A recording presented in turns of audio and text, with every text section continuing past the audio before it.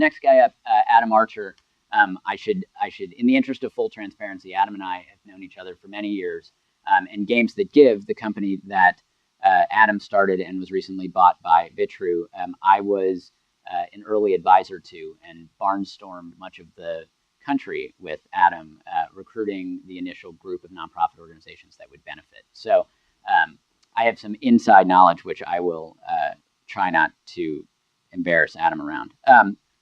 So the basic premise of Games That Give, which is now the gaming element of Vitrue, is that you as an individual play casual games, solitaire and brick breaker and whatever. The gaming experience is sponsored by an advertiser. The money that is generated through an algorithm that you created during that time goes to benefit a charity partner of your choice, in basic terms. Part of the reason you gravitated towards casual games was because millions upon millions of people play them. But there are some significant limitations on casual games. You don't actually have the kind of interactivity and the learning opportunity about the serious issues. You don't have the opportunity to push someone's action further. So now that you've been at this for a while, what is the benefit of the casual game and what is the limitation of the casual game in the context of raising money and helping to support social causes? Yeah.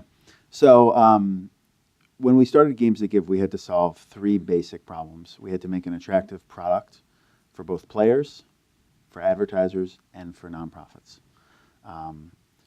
We know that millions of people were playing casual games, so that was a great fit. We knew that nonprofits needed help raising funding and supporting their great causes, so that was a great fit. We had to create a platform that advertisers really wanted to join. And the way to do that was to use casual games because they're simple, they're straightforward. It's games that people know and they love. And you don't have that kind of a long learning curve for learning a game like you would for something else like a Farmville or a John Madden football or something like that. So you could quickly integrate branding into a game and people would just jump on. There's very little barrier for entry. So casual games was a great fit for our model. So what are then the limitations? I mean, where is it where brands wanted to do more or nonprofits expected more and the casual game simply couldn't go that far? Yeah, it's a great question. So what you see with casual games is, and people in this room have probably experienced it, Solitaire is the #1 open application of all time on Windows XP, right? Everybody in this room, or darn near everybody in this room, has probably played Solitaire before. And the limitation is, at some point, people kind of stop playing. They get a little bored with it, right? But that's true of all games. In general, the more complex a game is, the stronger the retention rate is, so people will play for longer periods of time. Whereas a simpler game, people will just, they'll play for kind of shorter periods of time. So the limitation is just kind of that retention level. Can you get your brand messaging out? Can you raise enough money for charity within the period of time that people are going to play that game? So you said that there were, 3 things that you needed to get right. And probably the most challenging was to satisfy the money people, both the investors who wanted a quick return and the brands who wanted any return because they were actually putting skin in the game, whereas the nonprofits would simply benefit. What choices or sacrifices did you have to make for the good of the overall platform to satisfy the advertising side that now looking back, you're kind of like, if we hadn't done that, it could have taken off faster, or we could have raised more money, or we could have included more nonprofits into the platform and scaled our impact? Yeah. One of the things Rob was talking about is sort of quick prototyping and minimum viable products and things like that. And we did a lot of that stuff early on, but you can always do more of it and you can always learn more. One of the reasons we got to where we were, and were able to kind of get acquired was because we moved quickly. But gosh, we made lots of mistakes along the way. I mean, the model that ended up really working, where we were able to really scale, we developed in the last about 12 months. And that was custom games on Facebook for brands that donated to charity. Things really started to take off for us when we did that because of the kind of social networking aspect of it and sharing with your friends charitable games.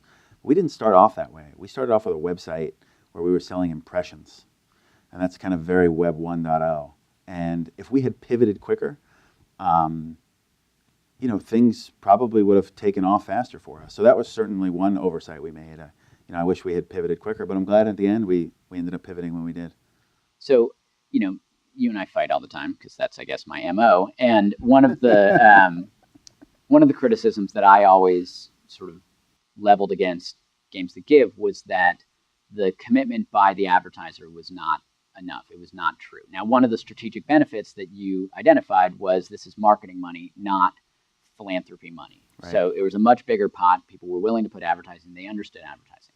That's great, but they also expect a very different return from advertising than what the nonprofit partners and what you, in your inception of this idea, wanted, which was to drive some social impact. Yep. So what is it that the companies, the brands, still aren't doing enough of, that because you have this incredible relationship, this time spent on Facebook, that creates an opportunity? What aren't they telling game players? What aren't they doing as a follow-up to someone signing onto the platform that everyone should just sort of say, how can you not take advantage of that opportunity to do something with a pro-social benefit? Yeah. I mean, we see tremendous data through our games. I mean, we're the chosen Facebook game provider for brands like Domino's and Levi's, and we see on average over 20 minutes of gameplay per visit for our Dockers game. We've had games that have seen virality over 100%. So for every 1,000 people we drove to the game, they brought in an additional 1,100. And there's lots of things that brands can do to get those numbers up. The most important thing I touched on a little bit earlier, and that is to show impact within the game, right? It's so much more powerful to say, hey, I just got to level 3 and I vaccinated a child for polio, and you can too, than it is to say, hey, I just got to level 3 and I just donated X amount of money to UNICEF. Well, so sure, but integrating impact into the game is the But let most me push important you on thing. that, because at the end of the day, all you're doing is raising money. So now there's an assumption, there's a trust that X organization is going to take that money and actually put it towards vaccinations or bed nets or whatever. And in reality, you can't legitimately demonstrate the outcome of that fundraising effort. So am I supposed to be disappointed in you as a brand, as an organization, for promising that this goes to vaccinating children? Or, or do you need to own up to the fact that you're fundraising and you're not a nonprofit expert and you're not a vaccination expert, and someone else needs to step up and do their part in order for this sort of relationship to be complete? Yeah, it's a good question. So we do more than raise money. I mean, we also spread the word about an organization, right? I mean, if you're all over Facebook talking about the U.S. Fund for UNICEF, right, you're doing more than just raising money. You're also kind of spreading the word. But ultimately, the decision of how these nonprofits message the money that they're getting, that's up to them, right? If they tell us that they want a message that they want to talk about how they're vaccinating children for polio, we just take that message and we relay it through our game. So it's not our decision, effectively, how we talk about the funding that we're raising. We look to them for guidance. So then the same question essentially that I put to you about the brands, what is it that the nonprofit organizations don't fully understand about this opportunity, this social engaged gaming experience, that they could be putting more in to their part of the relationship with someone who's playing? Yeah. Look, I think everyone in this room is probably pretty cool and plays games. I don't think nonprofits overall actually understand the potential power of gaming, casual or otherwise. And I think, it's been conflated to the point where everyone's like, gamification is cool and we need to badge this and badge that. Like, you have an audience coming to play a really simple game and inviting you to send information, and the nonprofits are like, 5 minutes of gameplay gets you some vaccinations, check, move on. We'll spend it on whatever we're going to spend it on. Yeah. And we're not moving the needle, despite the potential that something like Games That Give sets up. Yeah, I think the number one thing that nonprofits can do is, I love nonprofits, but in general, sometimes it's hard to kind of move through the bureaucracy and get things going with them. The number one thing I would recommend for nonprofits is give it a shot, right? Give new technologies a shot. Run a test, run a trial, see what you're going to do, because you never know when things are kind of going to, hockey stick off for you. I mean, the nonprofits that we work with have been exceptionally, happy with how things have performed, and that's because there's risk takers internally that have given us a shot. So take a risk. I want to flag that comment mostly because literally I've been having discussions like this for 15 years, and the fact that we're still saying give technology a shot is a really kind of interesting, scary statement. I'm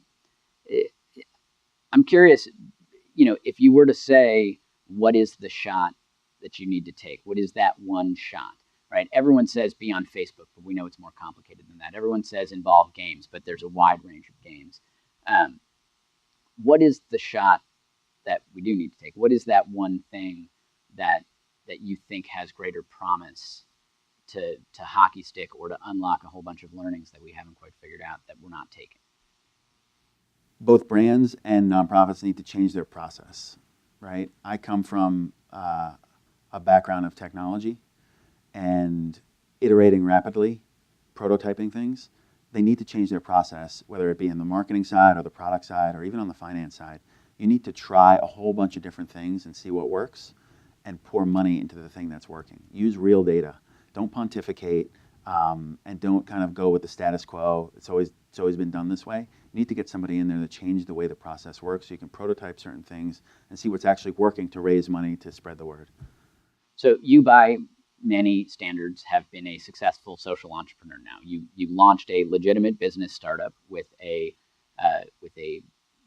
social commitment. You raised a not unsubstantial amount of money. You were purchased by a large global successful company, which will, quadruple or whatever the potential reach of the platform. Next time you do this, what's the barrier that's standing in the way that needs to be gone? What do we need to stop doing so that more of these social entrepreneur type projects ultimately are really successful? Not feel-good successful, not award won by a bunch of social entrepreneurs patting themselves on the back successful. Right. Actually legitimately market successful, social impact successful at the same time, which you guys have had the ability to prove. What do we need to stop doing to make that possible? We need to stop thinking that money doesn't matter. Because unfortunately, I wish it weren't true, but it does, right? It matters what's going on with the bottom line. How much money are you raising for charity? Is your organization sustainable, right? Can you keep running under this model? Are you making enough money? Are you a nonprofit or are you a double bottom line business? So unfortunately, we need to start thinking more about the bottom line. Games That Give is a real corporation. We're a for-profit, but we've raised thousands upon thousands of dollars for nonprofits.